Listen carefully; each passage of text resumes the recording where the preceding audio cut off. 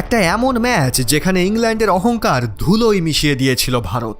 যেই লর্ডসের মাঠে দাঁড়িয়ে ইংরেজরা ভাবতো এটা তাদের বাপের সম্পত্তি আর এখানে তাদের নিয়মই চলবে, ঠিক সেই মাঠে দাঁড়িয়ে কোহলি তাদের বুঝিয়েছিল, তোরা যদি খারাপ হোস তাহলে আমি তোদের থেকেও বেশি খারাপ।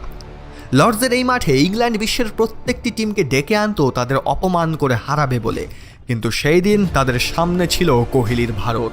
আর সেই ম্যাচে ভারত ভরা স্টেডিয়ামে ইংল্যান্ডকে এমন অপমান করে হারায় যে ম্যাচ শেষ হওয়ার আগেই ইংরেজ দর্শকরা লজ্জায় স্টেডিয়াম ছেড়ে পালিয়ে যায়। আর যারা থেকে যায় তারা সাক্ষী হয়ে যায় সেই ইতিহাসের, যেই ইতিহাসের গল্প আজ আমি আপনাদের শোনাবো। লর্ডসের সকালটা ছিল একটু ধোয়াটে, আকাশে হালকা মেঘ আর গ্রাউন্ডে ঠান্ডা বাতাস বইছে।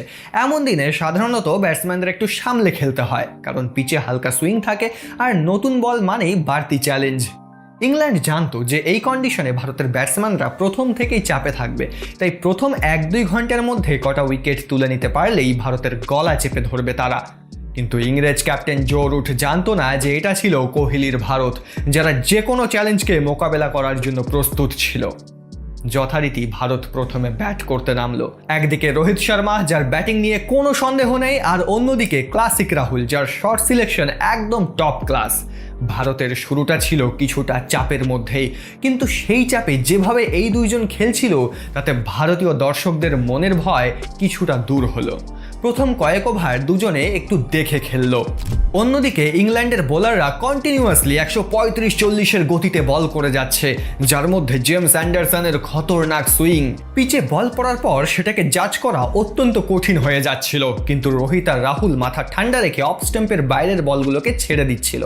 ইংল্যান্ডের বোলাররা ক্রমশ চাপ বাড়াতে থাকায় রোহিত আর রাহুল মিলে প্ল্যান করলো যে তারা এমনভাবে ব্যাটিং করবে যাতে ইংল্যান্ডের বোলাররা একই লেন্থে বারবার বল না ফেলতে পারে, এতে ব্যাটিং করা কিছুটা সহজ হবে। রোহিতের এই প্ল্যান কাজ করলো।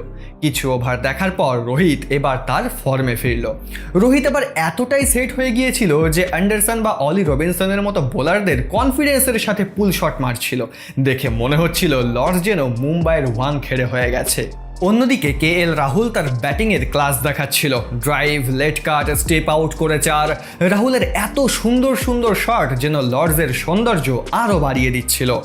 দেখতে দেখতে রোহিত শর্মা তার 50 পূর্ণ করলো, তখনও ভারতের এক উইকেটও পড়েনি।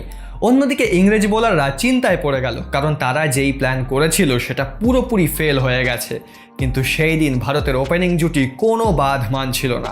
তারা ক্রমাগত ইংলিশ বোলারদের টেস্ট নিচ্ছিল আর একের পর এক 4 মারছিল। একটা সময় দুইজন মিলে 100 রানের পার্টনারশিপ করে ফেললো, আর এটা দেখে ইংরেজ ক্যাপ্টেন জো রুট লজ্জায় মাথা নিচু করে নিল, কারণ গোটা স্টেডিয়ামে ইংরেজ দর্শকরা কফি হাতে ভারতের করুণ অবস্থা দেখতে এসেছিল, কিন্তু তার বদলে তারা ইংল্যান্ডের করুণ অবস্থা দেখছিল। প্রায় অর্ধেক দিন কেটে গেল, কিন্তু ভারতের কোনো উইকেট পড়ল না। এদিকে গ্যালারিতে ভারতীয় দর্শকরা ইন্ডিয়া ইন্ডিয়া বলে স্লোগান দিচ্ছিল। ভারতের ভালো সময় জাস্ট শুরুই হয়েছিল, ঠিক তখনই জেমস অ্যান্ডারসন এসে সব কিছু ভেস্তে দিল।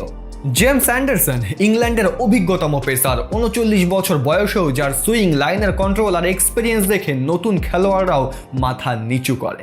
অ্যান্ডারসন এসেই রোহিতকে বোল্ড করে দিল, আর এখান থেকেই ইংল্যান্ড কিছুটা অক্সিজেন পেল। এরপর ব্যাট করতে নামলো পূজারা, কিন্তু সেও ক্রিজে টিকতে পারল না। অ্যান্ডারসনের সুইংয়ের ফাঁদে পড়ে সেও আউট হলো। এবার নামলো সেই মানুষ যাকে দেখার জন্য গোটা স্টেডিয়াম দাঁড়িয়ে পড়ল, বিরাট কোহলি। কোহলির চোখে আলাদাই একটা প্রতিশোধ ভাসছিল, যেন সে প্রতিজ্ঞা করে এসেছে যে ইংরেজদের ঘরের মাঠে হারিয়েই সে বাড়ি ফিরবে। বিরাট আর রাহুল মিলে একটা ভালো পার্টনারশিপ গড়ল। এর মধ্যে KL রাহুল তার 100 রানও পূর্ণ করে নিল। ক্যাপ্টেন বিরাট কোহলি ততক্ষণে সেট হয়ে গিয়েছে। পুরো স্টেডিয়াম বিরাটকে ইংল্যান্ডের টপ ক্লাস বোলারদের বিরুদ্ধে ব্যাট করতে দেখে অত্যন্ত আনন্দিত হচ্ছিল। সবাই ভাবছিল বিরাট আজ 100 করবে, কিন্তু বিরাটের একটা ভুল তার 100 করার স্বপ্নকে চুরমার করে দিল। অলি রবিনসনের একটা আউট সুইং বল বিরাট ডিফেন্স করতে গেল, কিন্তু বলটা ব্যাটের কানায় লেগে সোজা চলে গেল ফার্স্ট স্লিপে। বিরাট আউট মাত্র 42 রানে। 50 রান তাও সে পূর্ণ করতে পারল না। বিরাটের আউট হওয়ার সাথে সাথেই ইংরেজ দর্শকরা যেন পাগল হয়ে উঠল। তারা বিরাটের আউটকে সেলিব্রেশন করছিল আর চিৎকার করে ইংলিশ বোলারদের উৎসাহ বাড়াচ্ছিল। কিন্তু বিরাট এই সব কিছু তার হিসাবের খাতায় তুলে রাখছিল, যেগুলি সুদ সমেত দেওয়া এখনো বাকি ছিল। এদিকে রাহুল তখনও লড়াই করে যাচ্ছে, কিন্তু অন্যদিকে ভারতের ইনিংসে যেন ধস নামা শুরু হলো। যারা এতক্ষণ একেবারে ছন্দে ছিল তারাও একটু একটু করে ধরা পড়ে গেল সেই সুইং এর ফাঁদে। বল পড়ছে একদিকে, মোড় নিচ্ছে আর একদিকে। অ্যান্ডারসনের স্পেলটা ছিল পুরনো চাল ভাতে বাড়ার মতো একটা স্পেল, কারণ এই ইনিংসে সে তুলে নিল 5টা উইকেট। যেখানে সবাই আশা করছিল ভারত 400 থেকে 450 রানের লিড দেবে, সেখানে ভারতের ইনিংস 364 রানেই আটকে গেল। অন্যদিকে শুরুটা খারাপ হলেও শেষটা ভালো হওয়ায় ইংল্যান্ড আত্মবিশ্বাসী ছিল যে তারা এই রান চেস করে লিড দিতে পারবে। ভারত প্রথম ইনিংসে ভালো রান তুলেছে, কিন্তু অ্যান্ডারসনের জন্য সেই রানটা 400 পেরোয়নি। এবার পালা ইংল্যান্ডের ব্যাটিংয়ের। ইংল্যান্ডের শুরু খুব একটা ভালো হলো না। ইনিংসের প্রথমে শামি, সিরাজ আর ইশান্ত সবাই মিলে কয়েকটা গুরুত্বপূর্ণ উইকেট তুলে নেয়। ভারতের ফিল্ডাররাও একেবারে তৎপর, যেন কিছুতেই ম্যাচ হাতছাড়া হতে দেবে না। কিন্তু ঠিক সেই জায়গায় একাই দাঁড়িয়ে গেলেন জো রুট, ইংল্যান্ডের অধিনায়ক। কিন্তু এই ইনিংসে তিনি যা দেখালেন সেটার জন্য ইন্ডিয়ান টিম মোটেই প্রস্তুত ছিল না। ঠিক যেন বিরাট কোহলির মতো স্টাইলে খেলছিলেন তিনি। প্রথম দিকে ধৈর্য ধরে আউটসুইং বলগুলো ছেড়ে দিলেন, তারপর আস্তে আস্তে স্কোর বাড়াতে শুরু করলেন। এমন শট খেলছিলেন যেগুলো দেখে কমেন্টেটররাও বারবার বলছিল, this is a master class. Off drive, square cut, late glance, প্রত্যেকটি শটের মধ্যে ছিল তার নিয়ন্ত্রণ আর আত্মবিশ্বাস। বললে বিশ্বাস করবেন না, সেই দিন রুটের ব্যাট যেন কথা বলছিল। তিনি একা হাতে খেললেন 180 রানের অপরাজিত ইনিংস। চারপাশে যখন উইকেট পড়ছে তখন তিনি একদম শান্ত, মাথা ঠান্ডা রেখে টেনে নিয়ে গেলেন ইংল্যান্ডকে 391 রানে। এর ফলে ইংল্যান্ড একটা ছোট্ট লিড পায় 27 রানের। অনেকে ভাবছিল ভারত ভালো শুরু করেও লিড পেল না কেন, কিন্তু যারা সেদিন খেলা দেখেছে তারা জানে এটা একরকম রুট শো ছিল। তিনি না থাকলে ইংল্যান্ড হয়তো খুব জোর 200 বা 250 করতো। যাই হোক, ইংল্যান্ড তাদের ইনিংস শেষ করলো 391 রানে। আর ভারতের জন্য ম্যাচটা তখন ছিল মাঝপথে দাঁড়িয়ে থাকা একটা চওড়া রাস্তার মতো, যেটার একদিকে ছিল খাদ আর অন্যদিকে ইতিহাস। বিরাট কোহলি জানতো যে এই পরিস্থিতি থেকে যদি ভারত একটা বড় লিড না দিতে পারে, তাহলে ঘরের মাঠে ইংল্যান্ডকে হারানো অসম্ভব হয়ে যাবে, আর ভারতকে বয়ে বেড়াতে হবে সেই লজ্জার যন্ত্রণা।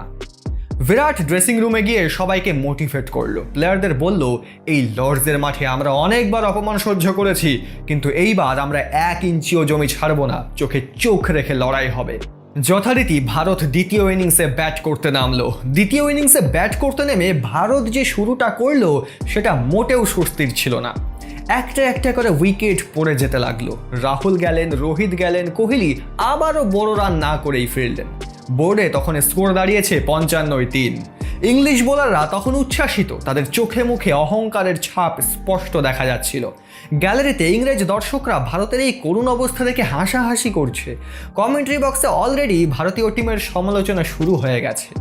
এই সব দেখার পর ভারতীয় ফ্যান্সদের মনে হতে থাকে, তাহলে কি ম্যাচ হাতছাড়া হচ্ছে ভারতের? ঠিক এই মুহূর্তেই ক্রিজে এলেন আজিঙ্ক্য রাহানে, আর অন্যদিকে লড়াই করছিলেন চেতেশ্বর পূজারা। দুজনেই জানতো আর একটা উইকেট পড়লেই ভারতের ইনিংসের ধস নামবে, তাই শুরু করলেন একদম ধৈর্য ধরে খেলা। রাহানে যে স্টাইলে খেলছিলেন সেটা ছিল old school test cricket, defence আর সময় নষ্ট করে ইংলিশ বোলারদের ধৈর্য পরীক্ষা। অন্যদিকে পূজারা খেলছিলেন নিজের মতো। সে বুঝেছিল রান করতেই হবে, কিন্তু সময় বুঝে। দুজন মিলে আস্তে আস্তে 50 রানের পার্টনারশিপ করে ফেললেন, যা স্কোর বোর্ডে হয়তো খুব বড় মনে হবে না, কিন্তু ম্যাচের দিক থেকে ছিল বিশাল মূল্যবান, কারণ এই সময়টায় ম্যাচকে ফের ভারতের দিকে টেনে নিয়ে এসেছিল। ভারতের স্কোর দাঁড়ালো 100-3। বিপদমুক্ত বলা যাবে না, কিন্তু এই জুটিটাই ভারতের ইনিংসকে একটা জায়গায় টিকিয়ে রেখেছিল, কারণ টেস্ট ক্রিকেটের ধৈর্য, ঠান্ডা মাথা আর বোঝাপড়ায় ম্যাচকে বাঁচাতে পারে। আর সেই কাজটাই করছিল রাহানে আর পূজারা। এই দুইজন মিলে এত সুন্দর খেলছিল যে ইংল্যান্ড বোলাররা চিন্তায় পড়ে গেল, কারণ যেই হিসাবে প্রথমে উইকেট পড়ছিল সেটা একেবারে থমকে গেল। আস্তে আস্তে রাহানে আর পূজারা মিলে নিজেদের 100 রানের পার্টনারশিপও পূর্ণ করলো। ভারত যখন ইনিংসটাকে বড় করতে যাবে, ঠিক তখনই মার্কুডের একটি আউটসুইং বলে পূজারা সেকেন্ড স্লিপে ক্যাচ দিয়ে বসলো। আর এখান থেকে আবার শুরু হলো ধস নামা। পূজারা আউট হবার কয়েক ওভার পরেই রাহানে আউট হয়ে গেল। এরপর এলো জাডেজা, কিন্তু সেও বোল্ড হয়ে গেল। এভাবেই টেস্ট ক্রিকেটের চতুর্থ দিন শেষ হলো। দিন শেষে ভারতের স্কোর দাঁড়ালো 181-6। ম্যাচ এখন টেস্টের শেষ দিনে এসে দাঁড়িয়েছিল। আজকেই ডিসাইড হবার ছিল যে এই ম্যাচ ভারত জিতবে নাকি ইংল্যান্ড। কারণ এই ম্যাচ ড্র হওয়ার কোনো চান্স ছিল না। যথারীতি ঋষভ পান্থ ব্যাট করতে আসলো। সবাই আশা করছিল অন্তত ঋষভ কিছু রান করে ভারতকে লিড দেবে, কিন্তু ইংলিশ বোলারদের সামনে যেন সবাই হাঁটু গেড়ে দিচ্ছিল। ঋষভ পান্থ মাত্র 22 রান করে আউট হলো। তারপর ব্যাট করতে আসলো ইশান্ত শর্মা, সেও টিকতে পারল না। ইংল্যান্ড ম্যাচে আবার কামব্যাক করছিল। তারা জানতো কম রানে ভারতকে আটকাতে পারলে তাদের জয় নিশ্চিত। কিন্তু টেস্টের শেষ দিনে এমন কিছু চমক অপেক্ষা করছিল যেটা ইংল্যান্ড কোনোদিন স্বপ্নেও কল্পনা করতে পারেনি। ভারতের তখন 8 উইকেট পড়ে গেছে। ব্যাটিং করছে শুধু 2 জন, মোহাম্মদ শামি আর জসপ্রীত বুমরা। দুজনেই মূলত বোলার, কিন্তু ওই দিন ওরা ছিলেন একেবারে ভিন্ন রূপে। কয়েক ওভার যেতে না যেতেই শামির ব্যাট থেকে বেরিয়ে এলো দুর্দান্ত স্ট্রোক, স্কোয়ার কাট, পুল, এমনকি ছক্কাও। বুমরাও পিছিয়ে থাকলো না। যেভাবে তিনি বল দেখে খেলছিলেন একদম মনে হচ্ছিল কোনো অভিজ্ঞ ব্যাটার খেলছেন। ধীরে ধীরে ইংল্যান্ডের ফিল্ডারদের মুখের যে হাসি ছিল সেটাও উধাও হতে শুরু করলো। কেউ চোখ গুটিয়ে তাকাচ্ছে, কেউ মাথা নাড়ছে। এমন অবস্থায় তাদের কোচিং স্টাফ পর্যন্ত চিন্তায় পড়ে গেল। গ্যালারিতে তখন ভারতীয় দর্শকদের আনন্দ আর বাঁধ মানছিল না। বিরাট কোহলি পর্যন্ত তাদের দুজনের খেলা দেখে আনন্দ নিচ্ছিল। সেই সময় ড্রেসিং রুমের দৃশ্য ছিল দেখার মতো। হাসাহাসি, হাততালিতে একদম মজে ছিল ড্রেসিং রুম। এই দুইজন মিলে করে ফেললো 89 রানের পার্টনারশিপ। মোহাম্মদ শামি 56 রান করলো আর বুমরা করলো 34। মোহাম্মদ শামির জীবনে এই দিনটা ছিল একটা মনে রাখার মতন দিন। ইন্ডিয়ার এই শেষ 2 জন বোলারের ইনিংসটায় ম্যাচের মোড় পুরোপুরি ঘুরিয়ে দিল। শেষমেশ কোহলি ইনিংস ডিক্লেয়ার করে দিল। ভারতের স্কোর তখন 298। ইংল্যান্ডের সামনে লক্ষ্য দাঁড়ালো 272 রান। বিরাটের ইনিংস ডিক্লেয়ার করার সিদ্ধান্তটা ছিল খুবই সাহসী, কারণ বিরাট যদি চাইতো এই 2 জনকে দিয়ে আরও কিছু রান বানাতে পারত। কিন্তু বিরাটের চোখে মুখে ছিল জেতার খিদে। সে যে কোনো মুহূর্তে এই টেস্ট ম্যাচ জিততে চাইছিল। এটা ছিল শেষ দিন, তাই সে একটা রিস্ক নিল। ইংল্যান্ডের সামনে টার্গেট খুব বিশাল কিছু ছিল না, মাত্র 272 রান। লর্ডসের পিচে শেষ দিনে সেটা অসম্ভব কিছু নয়। অনেকেই ভাবছিল এই ম্যাচ তো ড্র হয়ে যাবে। কেউ কেউ আবার একটু সাহস দেখিয়ে বলছিল ইংল্যান্ড হয়তো জিতেই যাবে। কিন্তু এই সব হিসাবকে একেবারে পাল্টে দিলেন বিরাট কোহলি। ভারতীয় ক্যাপ্টেন হিসাবে ওই ইনিংসে তিনি যা করলেন তা শুধু কৌশল ছিল না, সেটা ছিল একটা ম্যান ম্যানেজমেন্টের মাস্টার ক্লাস। ইনিংসের শুরুতেই বুমরা আর শামি বল হাতে এলেন, আর তখনই কোহলির ফিল্ড সেট আপ দেখে অনেকেই চোখ কপালে তুললেন। স্লিপ তো ছিলই, তার সঙ্গে silly mid off, forward short leg gully, এমনকি একটা সময় 4 জন ফিল্ডার হেলমেট পরে একসাথে দাঁড়িয়েছিল ব্যাটারের চারপাশে। এইরকম সেট আপ সচরাচর দেখা যায় না। এমনকি কমেন্টেটররাও বলছিল Kohli has set up a ring of fire, a full pressure cage. England ব্যাটাররা একটু অস্বস্তিতে পড়ে গেলেন, কারণ শুধু বোলিং নয়, এই ফিল্ডিংও তাদের মাথার ওপর চাপ বাড়িয়ে দিচ্ছিল। কোহলি দাঁড়িয়েছিলেন একদম সামনে, চোখে মুখে হালকা হাসি, আর মাঝে মাঝে খেলোয়াড়দের বলছিলেন একটা বলেই সব বদলে যাবে। আর এই কথাটা এই যেন সত্যি হয়ে গেল। প্রতিটা ওভারের পর বোলার বদল, ফিল্ডার বদল, নতুন কৌশল, যেন মাঠে একটা টিম নয়, একটা চলন্ত মেশিন চলছে, যার চালক হচ্ছেন বিরাট কোহলি। এই সাহসী ফিল্ডিংটাই ইংল্যান্ড ব্যাটারদের দোটানায় ফেলে দিল। সামনে ফিল্ডার, চারপাশে হেলমেট, আর পেছনে দাঁড়িয়ে থাকা ঋষভ পান্থের স্লেজিং যেন একটা আনএক্সপেক্টেড সিনেমা। সিরাজ, ইশান্ত, বুমরা সবাই যেন নিজেদের সেরাটা দিতে থাকলেন। ইংল্যান্ডের ওপেনাররা কিছু বুঝে ওঠার আগেই দুমদাম উইকেট পড়তে শুরু করলো। ইশান্ত শর্মা তুলে নিলেন 2 উইকেট। তার লাইন লেন্থ ছিল নিখুঁত। সিরাজের বল পড়ে হঠাৎ যেন ঢুকে যাচ্ছে। ব্যাটাররা একবার এগোচ্ছে, একবার পিছোচ্ছে। আর বুমরা, তিনি করছিলেন সেই টেস্ট ম্যাচ স্পেশাল বোলিং, মানে ঠিক অফ স্ট্যাম্পের বাইরে দিয়ে আউট সুইং বল। তারপর এলো সেই মুহূর্ত, মঈন আলী আর জনি বেস্টোকে এক ওভারে খেয়ে নিলেন মোহাম্মদ সিরাজ। ব্যাস, তখনই বোঝা গেল ইংল্যান্ড আর লড়তে পারবে না।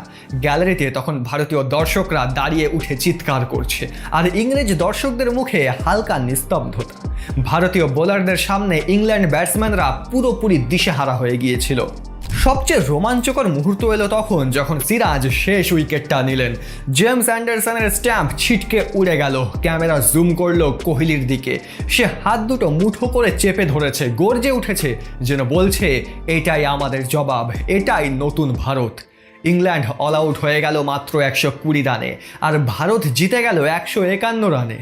লর্ডসের মাঠে ইংল্যান্ডের সামনে দাঁড়িয়ে এমন এক জয় যে শুধু ম্যাচ জয় নয়, এই জয় প্রমাণ করেছিল টেস্ট ক্রিকেটে শুধু রান নয়, আত্মবিশ্বাস, টেম্পারমেন্ট আর একটা টিম স্পিরিটই জয় এনে দেয়।